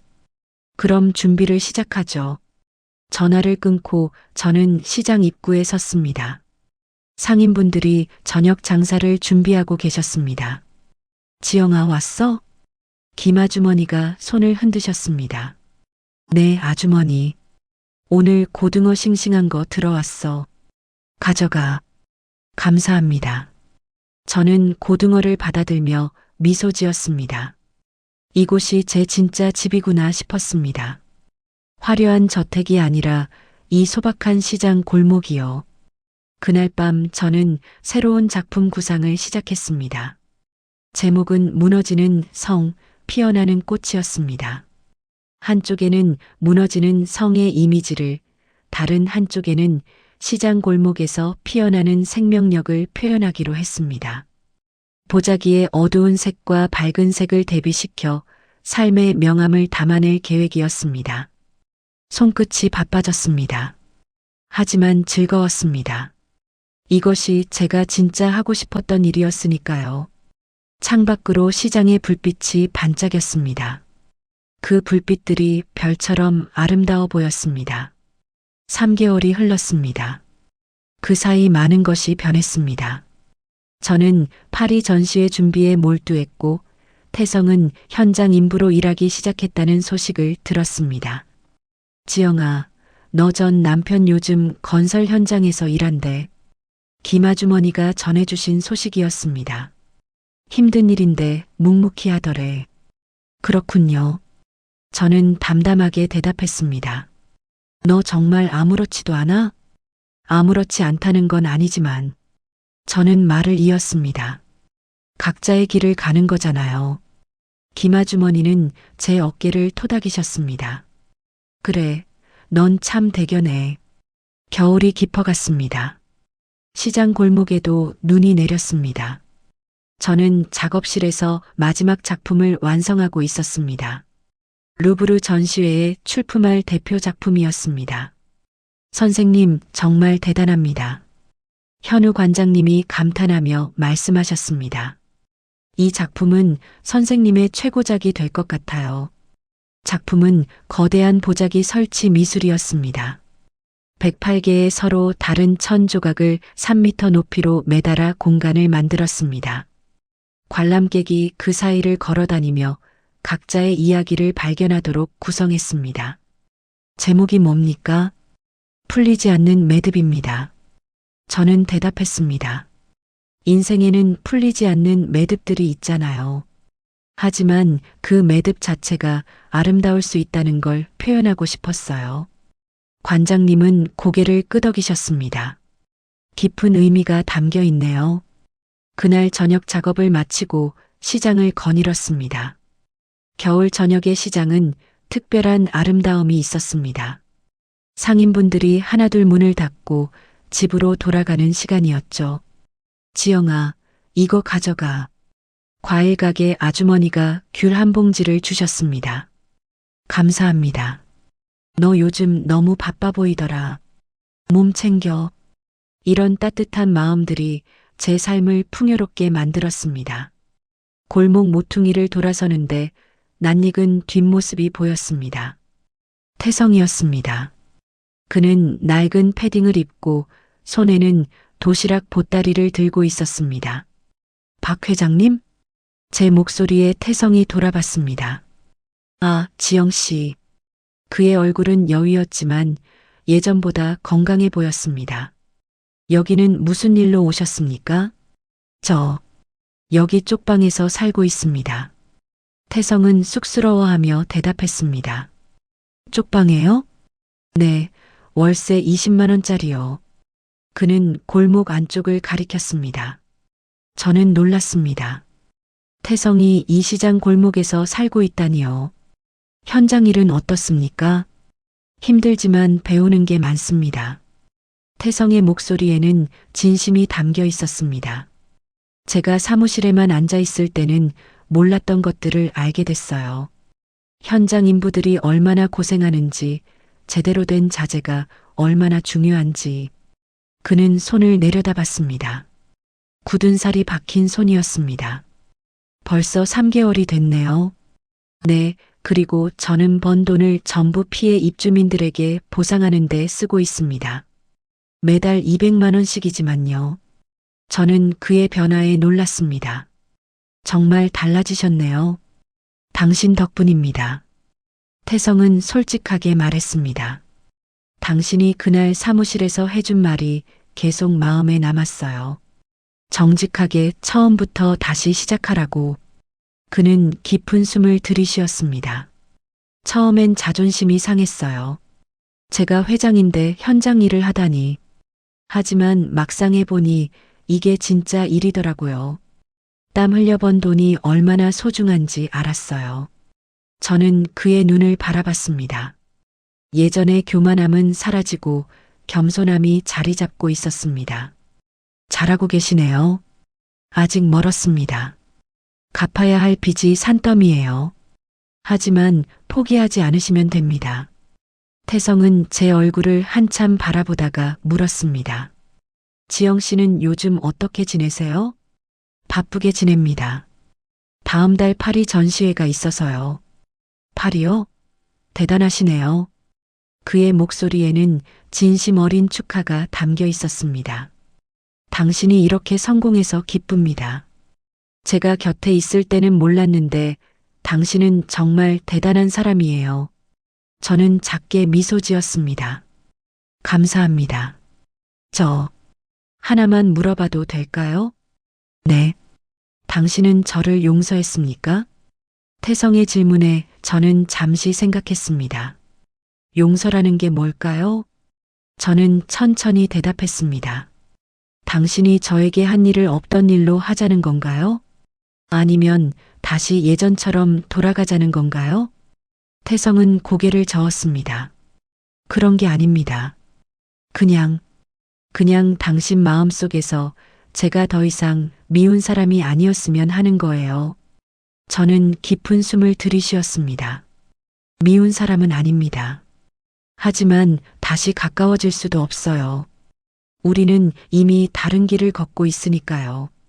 태성은 고개를 끄덕였습니다. 알겠습니다. 그 정도면 충분합니다. 그는 도시락 보따리를 들어 올렸습니다. 이제 들어가 봐야겠어요. 내일 새벽 5시에 출근해야 해서요. 네, 들어가세요. 태성이 골목 안쪽으로 걸어가는 모습을 보며 저는 묘한 감정을 느꼈습니다. 한때는 제 인생 전부였던 사람이 이제는 그저 아는 사람이 되었습니다. 그것이 슬픈 일인지 다행인 일인지 알 수 없었습니다. 며칠 후 큰 눈이 내렸습니다. 시장 골목은 눈으로 뒤덮였고 상인분들은 일찍 문을 닫았습니다. 저는 작업실에서 마지막 포장 작업을 하고 있었습니다. 전시회에 보낼 작품들을 하나하나 보자기로 싸고 있었죠. 그때 밖에서 소란스러운 소리가 들렸습니다. 누가 좀 도와주세요. 저는 급히 밖으로 나갔습니다. 골목 입구에서 사람들이 모여 있었습니다. 무슨 일이세요? 저기 쪽방 건물이 무너졌어요. 제 심장이 철렁 내려앉았습니다. 태성이 사는 건물이었습니다. 사람들은 다 나왔습니까? 아직 한 사람이 안 나왔대요. 저는 급히 달려갔습니다. 건물 일부가 무너져 내렸고 소방차가 도착하고 있었습니다. 태성 씨, 저는 소리쳤습니다. 박태성 씨, 잠시 후 잔해 사이에서 희미한 목소리가 들렸습니다. 여기요. 태성의 목소리였습니다. 거기 계세요? 곧 구조대가 올 거예요. 지영 씨, 그게 지영 씨예요? 네, 저예요. 버티세요. 소방관들이 도착해서 구조 작업을 시작했습니다. 30분 후 태성이 구조됐습니다. 다행히 큰 부상은 없었지만 다리를 다친 상태였습니다. 병원에 가셔야 합니다. 소방관이 말했습니다. 저는 괜찮습니다. 괜찮지 않아요. 저는 단호하게 말했습니다. 지금 당장 병원 가세요. 태성은 제 얼굴을 바라봤습니다. 눈 속에서도 저를 걱정해주는 그 눈빛이요. 감사합니다, 지영 씨. 그날 밤 저는 태성을 병원까지 함께 갔습니다. 다리에 깁스를 하고 나온 그를 보며 저는 한숨을 쉬었습니다. 이제 어디서 지내실 겁니까? 모르겠습니다. 다른 쪽방을 알아봐야죠. 저는 잠시 고민하다가 말했습니다. 제 작업실 뒤에 작은 방이 하나 있어요. 네. 거기서 당분간 지내세요. 그럴 수는 없습니다. 태성은 고개를 저었습니다. 이미 충분히 폐를 끼쳤어요. 폐가 아니라 실용적인 판단입니다. 저는 냉정하게 말했습니다. 당신이 다친 상태로 다른 곳 찾아다니는 것보다 차라리 제 작업실 뒤 방에 있는 게 낫습니다. 하지만 조건이 있어요. 저는 그의 말을 끊었습니다. 회복되면 바로 나가셔야 해요. 그리고 월세 20만 원은 꼭 내세요. 태성은 눈물을 글썽이며 고개를 숙였습니다. 감사합니다. 감사할 것 없어요. 그냥 사람으로서 당연한 일입니다. 그렇게 태성은 제 작업실 뒤 작은 방에서 지내게 됐습니다. 하지만 우리는 필요한 대화만 나눴습니다. 아침 인사와 저녁 인사뿐이었죠. 태성은 조심스럽게 생활했습니다. 소리도 내지 않았고 저를 불편하게 하지 않으려 애썼습니다. 어느 날 저녁 작업을 마치고 나왔을 때였습니다. 작업실 앞에 따뜻한 국물 냄새가 났습니다. 태성이 된장찌개를 끓여 놓았습니다. 이게 뭡니까? 아, 제가 감사의 표시로. 이러지 마세요. 저는 단호하게 말했습니다. 우리는 이미 끝난 사이예요. 태성은 고개를 숙였습니다. 죄송합니다. 그냥 감사해서. 감사하실 거면 빨리 회복하고 나가세요. 저는 작업실로 들어가며 문을 닫았습니다. 하지만 가슴 한구석이 아팠습니다. 그 된장찌개 냄새가 제가 25년 동안 끓이던 바로 그 맛이었으니까요. 겨울이 끝나갈 무렵이었습니다. 태성의 다리는 많이 회복됐고 그는 다시 현장으로 복귀할 준비를 하고 있었습니다. 저는 파리 전시회 출국을 일주일 앞두고 있었습니다. 선생님, 모든 작품이 파리로 무사히 도착했습니다. 현우 관장님이 전화로 알려주셨습니다. 다행입니다. 오프닝은 3월 15일입니다. 프랑스 언론의 관심도 뜨겁다고 하네요. 긴장되네요. 잘하실 겁니다. 선생님의 작품은 그 자체로 완벽하니까요. 전화를 끊고 창밖을 바라봤습니다. 시장 골목에는 봄 기운이 스며들고 있었습니다. 얼었던 땅이 녹고 상인분들의 얼굴에도 활기가 돌았습니다. 지영아, 너 파리 간다며? 김아주머니가 떡을 들고 오셨습니다. 네, 다음 주에요. 우리 지영이가 세계로 나가는구나. 정말 자랑스러워. 아주머니 덕분이에요. 저는 진심으로 말했습니다. 아주머니가 처음 선물 포장 부탁하지 않으셨으면 저는 여전히 설거지만 하고 있었을 거예요. 에이, 그게 다 내 실력이지. 하지만 아주머니의 눈가가 붉어졌습니다. 오래 있다 와. 우리 보고 싶을 거야. 네, 한 달이면 돌아와요. 그날 저녁 작업실 정리를 하고 있는데 뒤에서 인기척이 났습니다. 지영 씨, 태성이었습니다. 네.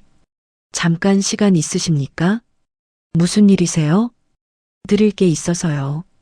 태성은 작은 보자기 하나를 내밀었습니다. 이게 뭡니까? 열어보세요. 저는 조심스럽게 보자기를 풀었습니다. 안에는 작은 나무 상자가 들어 있었습니다. 상자를 여니 수제 매듭 목걸이가 담겨 있었습니다. 이건 제가 만들었습니다. 태성은 쑥스러워하며 말했습니다. 지난 3개월 동안 틈틈이 매듭 짓는 법을 배웠어요. 저는 놀라서 목걸이를 들어 올렸습니다. 서툴지만 정성스러운 매듭이었습니다.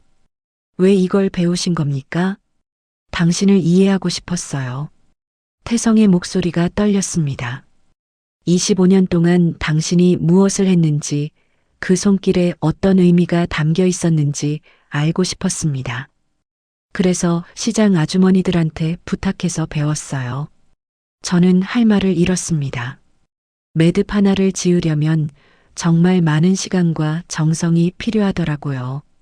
손끝이 아프고 눈이 침침해져도 계속 집중해야 하고요. 그제야 알았습니다. 태성은 제 눈을 바라봤습니다. 당신이 25년 동안 저를 위해 얼마나 많은 것을 했는지요. 제 넥타이 하나, 방석 커버 하나에 얼마나 많은 마음이 담겨 있었는지요. 저는 목걸이를 내려다봤습니다. 서툰 매듭이었지만 그 어떤 명품보다 아름다워 보였습니다. 받을 수 없습니다. 하지만 저는 고개를 저었습니다. 왜요? 이건 제게 줄 게 아니라 당신이 앞으로 만날 사람한테 주세요. 앞으로 만날 사람이요? 네, 당신의 새로운 삶에서 만날 사람이요. 저는 목걸이를 다시 상자에 넣었습니다. 저와 당신의 인연은 이미 정리됐어요. 그걸 알면서도 드리고 싶었습니다. 태성은 제 손을 잡았습니다. 지영 씨, 저는 당신을 여전히. 그만하세요. 저는 손을 뺐습니다. 사랑한다고 말하실 거죠? 태성은 고개를 끄덕였습니다. 하지만 그 사랑이 진짜인지 어떻게 알 수 있습니까? 제 목소리는 차분했지만 단호했습니다. 제가 가난하고 보잘것없을 때는 찌개 냄새만 난다고 하시더니 이제 제가 성공하니까 다시 사랑한다고 하시는 거 아닙니까? 아닙니다. 태성은 부인했습니다. 저는 진심입니다. 돈이나 명예 때문이 아니라. 그럼 뭡니까? 외로워서입니다. 태성은 솔직하게 인정했습니다. 혼자가 되고 나서야 깨달았어요. 당신이 얼마나 소중한 사람이었는지. 저는 깊은 숨을 들이쉬었습니다. 박 회장님. 네. 저는 누군가의 외로움을 달래주는 도구가 아닙니다. 제 목소리에는 힘이 실렸습니다. 25년 동안 저는 당신의 그림자였어요. 당신이 필요할 때만 존재하는 사람이었죠. 하지만 이제는 달라요. 저는 작업실을 둘러보며 말했습니다. 저는 저만의 빛을 찾았어요. 누군가의 그림자가 아니라 제 자신으로 빛나는 법을 배웠습니다. 그리고 다시는 누군가의 그림자로 돌아갈 생각이 없어요. 태성은 고개를 떨구었습니다. 제가 너무 늦었군요. 늦은 게 아니라 방향이 잘못됐어요. 저는 부드럽게 말했습니다. 당신은 저한테 돌아올 게 아니라 당신 자신을 찾아야 해요. 저 자신을요? 네, 교만하지도 비굴하지도 않은 진짜 박태성을요. 그게 가능할까요? 가능합니다. 저는 확신에 차서 대답했습니다. 지난 3개월 동안 당신이 얼마나 변했는지 제가 봤어요.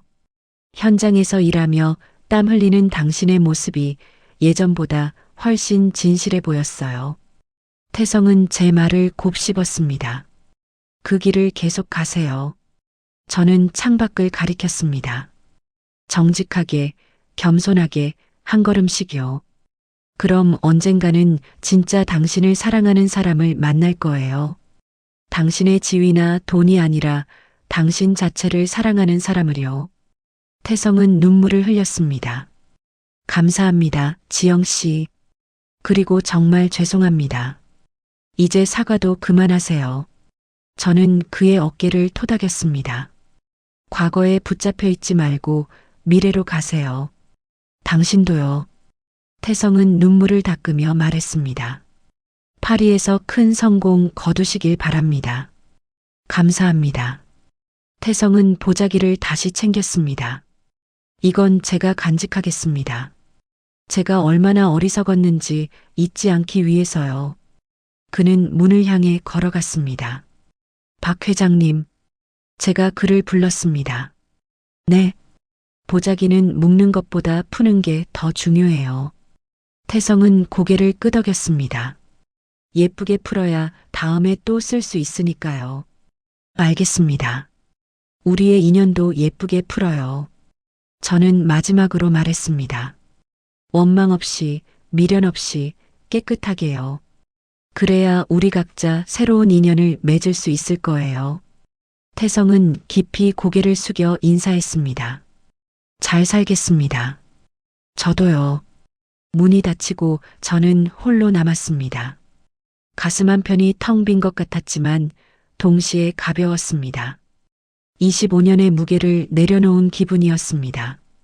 저는 보자기 하나를 집어들었습니다. 어머니께서 물려주신 낡은 보자기였습니다. 어머니, 제가 잘하고 있는 거죠? 혼잣말을 하며 보자기를 어루만졌습니다. 바람이 불어 창문이 살짝 열렸습니다. 마치 어머니의 대답처럼 느껴졌습니다. 잘하고 있다고요. 이틀 후 태성은 짐을 싸서 떠났습니다. 지영 씨, 그동안 정말 감사했습니다. 별 말씀을요. 월세는 다 내셨죠? 네, 책상 위에 두었습니다. 태성은 마지막으로 작업실을 둘러봤습니다. 여기서 많은 걸 배웠어요. 다행입니다. 언젠가 제대로 된 사람이 되면 다시 한번 찾아뵙겠습니다. 그때까지 건강하세요. 태성은 고개를 숙이고 떠났습니다. 저는 그의 뒷모습이 골목 끝에서 사라질 때까지 지켜봤습니다. 그리고 방으로 들어가 청소를 시작했습니다. 책상 위에는 정말로 새 달치 월세가 놓여 있었습니다. 그리고 작은 쪽지 하나가 있었습니다. 매듭을 예쁘게 풀어주셔서 감사합니다. 새로운 시작을 하겠습니다. 태성. 저는 쪽지를 접어 서랍에 넣었습니다. 그것이 우리의 마지막 대화였습니다. 다음 날 저는 파리행 비행기를 탔습니다. 시장 상인분들이 모두 나와 배웅해 주셨습니다. 지영아, 꼭 성공하고 와.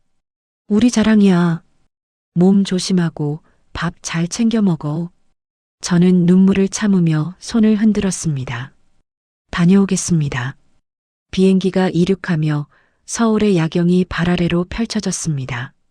그 어딘가에 시장 골목이 있고 제 작업실이 있고 새로운 시작을 준비하는 태성이 있을 것입니다. 저는 창밖을 바라보며 생각했습니다. 인생의 매듭은 때로 풀리고 때로 다시 묶입니다. 중요한 건 어떻게 묶고 어떻게 푸느냐는 것이죠. 저는 제 인생의 매듭을 예쁘게 풀었습니다. 이제 새로운 매듭을 지을 시간입니다. 비행기는 구름을 뚫고 하늘 높이 올라갔습니다. 파리의 아침은 서늘했습니다. 3월의 바람이 센 강을 따라 불어왔고 루브르 박물관의 유리 피라미드가 아침 햇살에 반짝였습니다. 선생님, 준비되셨습니까? 현우 관장님이 물으셨습니다.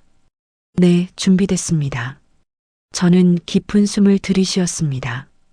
오늘이 바로 전시의 오프닝 날이었습니다.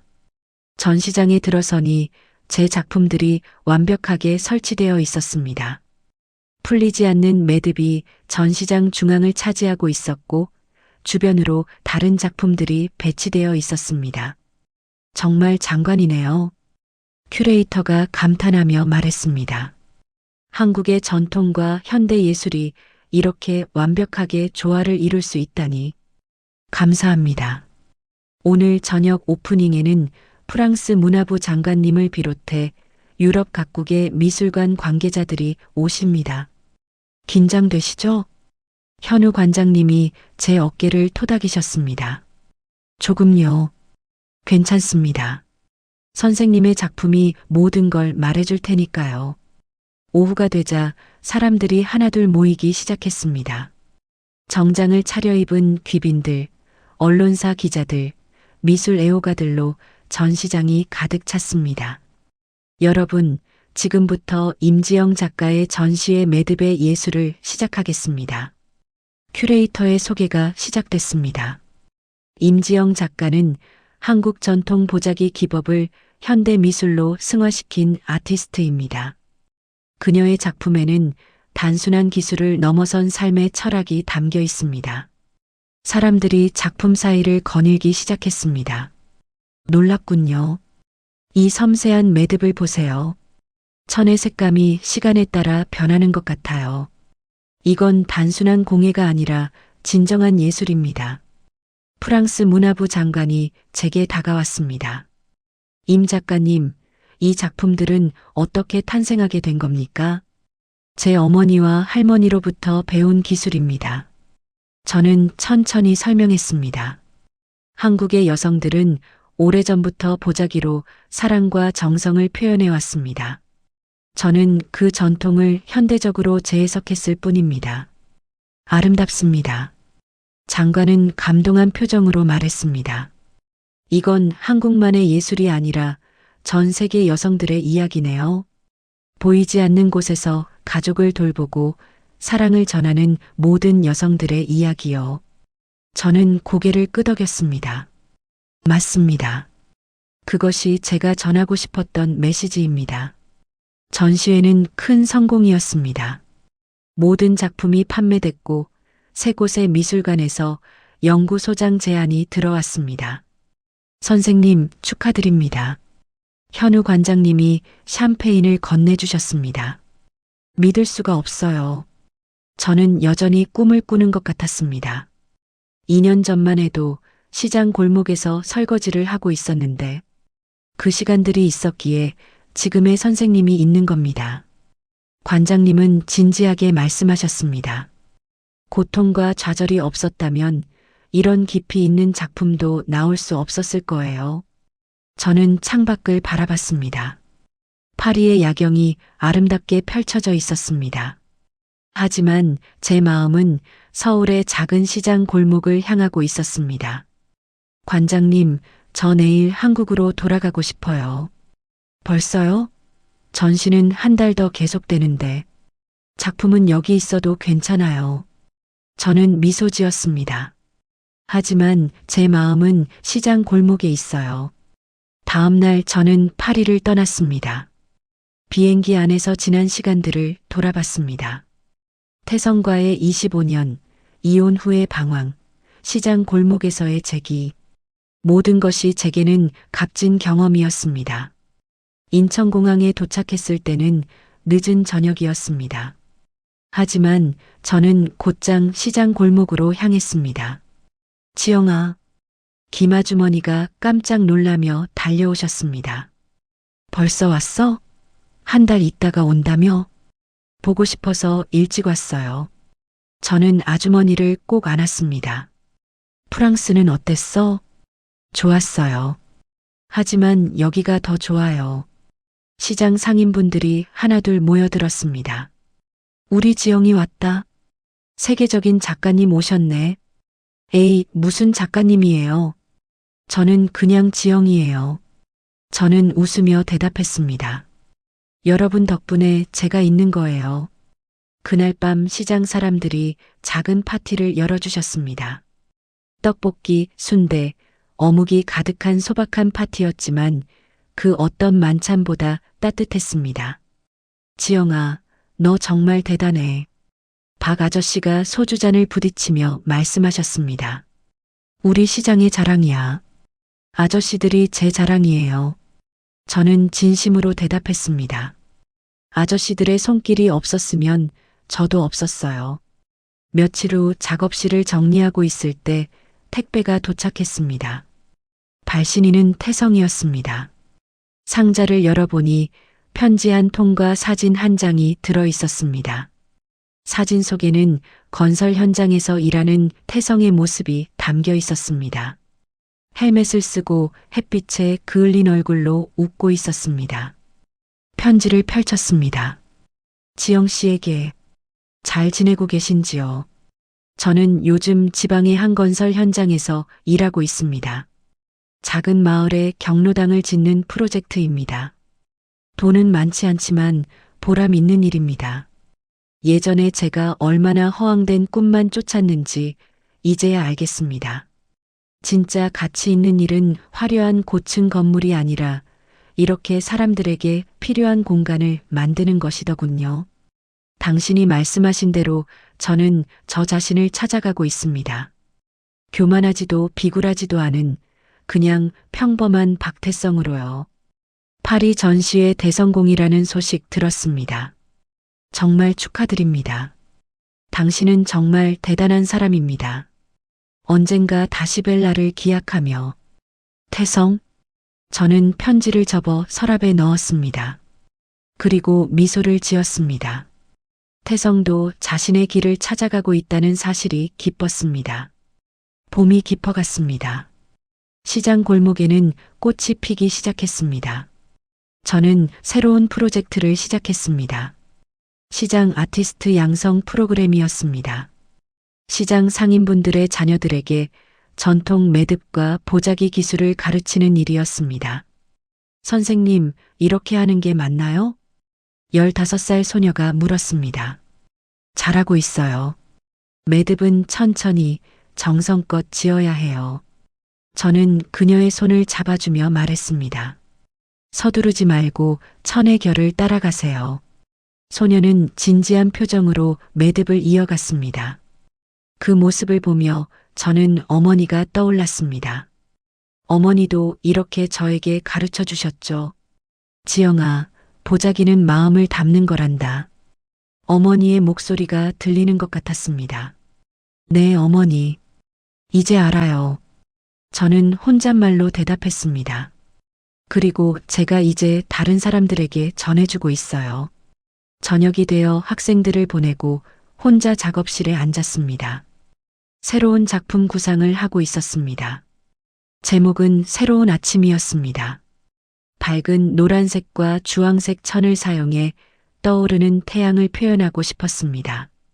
끝이자 시작을 의미하는 작품이었죠. 문을 두드리는 소리가 들렸습니다. 누구세요? 저 최현우입니다. 관장님이셨습니다. 어서 오세요. 선생님, 좋은 소식이 있어서 왔어요. 무슨 소식인데요? 뉴욕 현대미술관에서 내년에 선생님의 개인전을 열고 싶대요. 정말입니까? 네, 그리고 이번에는 더 큰 규모로요. 관장님은 서류를 꺼내 보여주셨습니다. 6개월 동안 진행되는 대규모 전시입니다. 저는 서류를 보며 생각에 잠겼습니다. 관장님, 제가 하나 제안해도 될까요? 물론입니다. 이번 전시회는 시장 상인분들을 함께 초대하고 싶어요. 상인분들을요? 네, 이분들의 삶과 손길을 함께 보여주고 싶어요. 제 작품만 전시하는 게 아니라 이분들의 이야기도 함께요. 관장님은 잠시 생각하시더니 고개를 끄덕이셨습니다. 좋은 생각입니다. 더 의미 있는 전시가 될 것 같아요. 감사합니다. 그날 밤 저는 시장 옥상에 올라갔습니다. 서울의 야경이 한눈에 들어왔습니다. 반짝이는 불빛들 사이로 제 삶이 펼쳐져 있었습니다. 과거의 아픔, 현재의 행복, 미래의 희망, 모든 것이 하나의 보자기처럼 연결되어 있었습니다. 어머니, 저 잘하고 있죠? 별들을 보며 물었습니다. 바람이 불어와 제 머리를 쓰다듬는 것 같았습니다. 네, 알겠어요. 계속 열심히 할게요. 저는 미소를 지으며 시장을 내려다봤습니다. 골목마다 불이 켜져 있었고 사람들의 웃음소리가 들려왔습니다. 이곳이 제 진짜 집이었습니다. 화려한 저택이 아니라 사람 냄새 나는 이 시장 골목이요. 다음 날 아침 일찍 일어나 시장을 걸었습니다. 새벽 공기는 차갑고 맑았습니다. 상인분들이 하나둘 가게 문을 열고 계셨습니다. 지영아, 아침부터 웬일이야? 산책하러 나왔어요. 커피 한잔 할래? 박 아저씨가 따뜻한 커피를 내밀어 주셨습니다. 감사합니다. 저는 커피를 홀짝이며 시장을 둘러봤습니다. 채소를 다듬는 아주머니, 생선을 손질하는 아저씨, 떡을 찌는 할머니, 모두가 각자의 자리에서 최선을 다하고 계셨습니다. 아저씨, 질문 하나 해도 될까요? 그래, 뭔데? 행복하세요? 박 아저씨는 잠시 생각하시더니 웃으셨습니다. 행복하지. 매일 똑같은 일 하지만 보람 있어. 손님들이 맛있다고 하면 그게 행복이야. 그리고 우리 식구들 먹여 살릴 수 있으면 그걸로 충분하지. 저는 그 말에 깊이 공감했습니다. 진짜 행복은 거창한 데 있지 않았습니다. 매일의 소소한 일상 속에 있었죠. 작업실로 돌아와 천을 펼쳤습니다. 새로운 아침 작품을 본격적으로 시작할 때였습니다. 노란색 천을 중심으로 주황색, 빨간색 천을 배치했습니다. 해가 떠오르는 순간의 따뜻함을 표현하고 싶었습니다. 매듭을 하나씩 지으며 생각했습니다. 지난 2년의 시간이 주마등처럼 스쳐 지나갔습니다. 이혼 통보를 받던 그날, 빈손으로 집을 나서던 순간, 시장 골목의 작은 쪽방에서 보자기를 펼치던 밤, 첫 전시회를 열던 떨리던 손, 파리 루브르에서 느꼈던 벅찬 감동, 그리고 태성과의 마지막 대화. 모든 것이 제게는 값진 경험이었습니다. 선생님, 문 밖에서 학생의 목소리가 들렸습니다. 들어와. 15살 소녀가 들어왔습니다. 선생님, 제가 만든 첫 작품이에요. 그녀는 작은 보자기 하나를 펼쳐 보였습니다. 서툴지만 정성스러운 매듭이 가득했습니다. 정말 잘 만들었구나. 저는 진심으로 칭찬했습니다. 이제 너도 보자기 아티스트야. 저도 선생님처럼 될 수 있을까요? 소녀의 눈이 반짝였습니다. 물론이지. 너한테도 재능이 있어. 저는 그녀의 머리를 쓰다듬었습니다. 하지만 기억해. 재능보다 중요한 건 마음이야. 마음이요? 응, 누군가를 위하는 마음, 정성을 다하는 마음. 그게 진짜 예술의 시작이란다. 소녀는 고개를 끄덕이며 자신의 작품을 소중히 안았습니다. 그 모습을 보며 저는 미래가 보였습니다. 이 아이가 자라서 또 다른 누군가에게 이 기술을 전할 것입니다. 그렇게 세대를 이어 전통이 이어지는 거죠. 몇 주가 지나 새로운 아침 작품이 완성됐습니다. 3m 높이의 대형 작품이었습니다. 중앙에 밝은 노란색에서 시작해 사방으로 빛이 퍼져나가는 형태였습니다. 선생님, 이건 정말 걸작입니다. 현우 관장님이 감탄하셨습니다. 이 작품에서 희망이 느껴져요. 감사합니다. 제 새로운 시작을 담았어요. 뉴욕 전시회의 대표 작품으로 완벽할 것 같아요. 그날 저녁 시장 사람들을 초대해 작품 공개회를 열었습니다. 와, 진짜 예쁘다. 우리 지영이가 만든 거야? 완전 대박이네. 상인분들의 순수한 반응이 그 어떤 평론가의 찬사보다 값졌습니다. 여러분, 감사합니다. 저는 모두 앞에 섰습니다. 이 작품은 여러분과 함께 만든 거예요. 여러분의 삶, 여러분의 손길, 여러분의 마음이 담겨 있어요. 김아주머니가 눈물을 닦으셨습니다. 우리가 뭘 했다고 많이 하셨어요. 저는 진심으로 말했습니다. 매일 새벽부터 일하시는 모습, 손님 하나하나를 정성껏 대하시는 모습, 그 모든 게 저한테는 예술이었어요. 그리고 그걸 배워서 제 작품에 담았습니다. 박 아저씨가 박수를 치기 시작했고 모두가 따라했습니다. 작은 작업실이 박수 소리로 가득 찼습니다. 그 순간 저는 깨달았습니다. 진짜 성공은 유명해지는 게 아니라 사랑하는 사람들과 함께하는 거라는 것을요. 시간이 흘러 가을이 왔습니다. 뉴욕 전시회를 앞두고 준비가 한창이었습니다. 이번에는 시장 상인 5분이 저와 함께 뉴욕으로 가기로 했습니다. 지영아, 우리가 정말 뉴욕에 가도 돼? 김아주머니가 걱정스럽게 물으셨습니다. 당연하죠. 아주머니들이 주인공이에요. 에이, 무슨. 진짜예요. 아주머니들의 이야기를 전시할 거예요. 저는 준비해둔 사진들을 보여드렸습니다. 시장에서 일하시는 모습, 손님을 대하시는 모습, 웃으시는 모습. 이 사진들을 작품과 함께 전시할 거예요. 그리고 아주머니들이 직접 시연도 하실 거고요. 우리가? 네, 채소 다듬기, 생선 포장하기, 떡 만들기.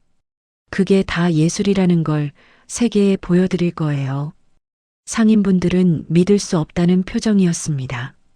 우리 같은 사람들이, 아주머니들은 평범하지 않아요. 저는 단호하게 말했습니다. 수십 년 동안 한 분야에서 최선을 다한 장인들이세요. 그게 얼마나 대단한 건지 세상 사람들이 알아야 해요. 출국 전날 밤 저는 작업실에서 마지막 점검을 했습니다. 모든 작품이 포장돼서 뉴욕으로 떠날 준비가 됐습니다. 책상 서랍을 정리하다가 태성의 편지를 다시 꺼냈습니다. 그동안 몇 통의 편지가 더 왔었습니다. 그는 여전히 건설 현장에서 일하고 있었고 조금씩 빚을 갚아가고 있었습니다. 마지막 편지에는 이렇게 적혀 있었습니다. 지영 씨, 저는 이제 제 자신이 자랑스럽습니다. 비록 가진 건 없지만 정직하게 살고 있으니까요. 언젠가 모든 빚을 다 갚고 떳떳한 사람이 되면 당신을 찾아뵙겠습니다. 그때까지 건강하시고 행복하세요. 저는 편지를 다시 접어 넣었습니다. 태성도 자신의 길을 잘 가고 있다는 게 기뻤습니다. 우리는 각자의 매듭을 풀고 새로운 시를 짜고 있었습니다. 다음 날 인천공항은 북적였습니다. 시장 상인분들이 가족들과 함께 배웅을 나왔습니다. 엄마, 조심히 다녀와. 아빠, 뉴욕에서 사진 많이 찍어. 여러분, 다녀오겠습니다. 저는 손을 흔들며 탑승구로 향했습니다. 비행기가 이륙하며 서울이 점점 작아졌습니다. 하지만 제 마음속에서 시장 골목은 점점 더 커졌습니다. 그곳이 제 뿔이었고 힘이었고 미래였습니다. 창밖으로 구름 위에 하늘이 펼쳐졌습니다. 끝없이 이어진 푸른 하늘처럼 제 앞에도 무한한 가능성이 펼쳐져 있었습니다. 저는 보자기 한 장을 꺼내 무릎 위에 올려놓았습니다. 어머니께서 물려주신 그 보자기였습니다. 어머니, 저 정말 멀리 왔어요. 손가락으로 보자기의 매듭을 따라가며 중얼거렸습니다. 하지만 어머니가 가르쳐 주신 걸 잊지 않았어요. 정성과 마음, 그리고 사랑. 그게 진짜 예술이라는 것도요. 옆자리에 김아주머니가 잠들어 계셨습니다. 평생 시장에서만 살았던 분이 이제 세계로 나가고 있었습니다. 저처럼요. 인생은 정말 신기했습니다. 2년 전만 해도 저는 이혼의 상처로 무너져 있었습니다. 하지만 그 무너짐이 새로운 시작의 씨앗이었습니다. 보자기를 매듭 짓듯 제 인생도 새롭게 엮어졌습니다. 이제 저는 더 이상 누군가의 그림자가 아니었습니다. 저 자신의 빛으로 세상을 비추는 사람이었습니다. 그리고 그 빛은 혼자만의 것이 아니었습니다. 시장의 모든 사람들, 저를 믿어준 관장님, 응원해준 학생들, 모두와 함께 만든 빛이었습니다. 비행기는 태평양을 건너 뉴욕을 향해 날아갔습니다. 저는 창밖을 보며 미소 지었습니다. 새로운 아침이 저를 기다리고 있었습니다. 그리고 저는 준비가 되어 있었습니다. 한 올 한 올 정성껏 엮은 제 인생이라는 보자기를 세상에 펼쳐 보일 준비가요. 어머니께서 말씀하셨죠. 보자기는 마음을 담는 거란다. 이제 저는 세상에 제 마음을 담은 보자기를 전하려 갑니다. 상처받은 이들에게 위로를, 좌절한 이들에게 희망을, 잃어버린 이들에게 용기를. 그것이 제가 할 수 있는 일이었습니다. 그리고 그것이 진정한 예술이었습니다. 구름 위로 햇살이 쏟아졌습니다. 마치 새로운 아침을 알리는 것처럼요. 저는 눈을 감고 깊은 숨을 들이쉬었습니다. 감사했습니다. 모든 아픔에, 모든 좌절에, 모든 눈물에 그것들이 있었기에 지금의 제가 있었으니까요. 그리고 이제 저는 압니다. 인생의 매듭은 풀리고 다시 묶이지만 중요한 건 그 과정에서 우리가 무엇을 배우고 어떻게 성장하느냐는 것을요. 저는 한 올의 기적을 믿습니다. 작은 실 한 올이 모여 아름다운 천이 되고 그 천이 모여 보자기가 되고 그 보자기가 누군가의 삶을 감싸한 듯이요. 우리의 작은 노력 하나하나가 모여 기적을 만든다는 것을 저는 이제 압니다. 비행기는 계속해서 앞으로 나아갔습니다. 저의 새로운 여정도 계속될 것입니다. 하지만 이제 저는 두렵지 않습니다. 제 손에는 보자기가 있고 가슴에는 용기가 있고 옆에는 함께할 사람들이 있으니까요. 이것이 제 이야기입니다. 그림자에서 빛으로, 좌절에서 희망으로, 끝에서 시작으로 나아간 한 여자의 이야기. 그리고 이 이야기는 아직 끝나지 않았습니다. 왜냐하면 진짜 예술은 끝이 없으니까요. 매일 새로운 아침이 오고, 매일 새로운 천을 펼치고, 매일 새로운 매듭을 짓는 것. 그것이 바로 삶이고 예술이고 사랑입니다. 저는 창밖의 하늘을 바라보며 속삭였습니다. 어머니, 저 이제 정말 행복해요. 바람이 불어와 제 뺨을 스치고 지나갔습니다. 마치 어머니의 손길처럼 따뜻하게요. 네, 저는 이제 정말 행복합니다. 그리고 이 행복을 세상과 나누고 싶습니다. 한 올 한 올 정성껏 마음을 담아서요. 새로운 아침이 밝아오고 있었습니다. 오늘의 사연을 들은 여러분은 어떠셨나요? 내가 만약 사연의 주인공이었다면 어땠을지 댓글 남겨주세요. 그리고 구독, 좋아요, 알림 설정은 무료이니 꼭 한 번씩 눌러주세요. 다른 사연이 궁금하시다면 추천 동영상을 클릭해주세요. 오늘 사연을 들어주셔서 감사합니다. 여러분은 이 세상의 주인공입니다. 건강하고 행복하세요.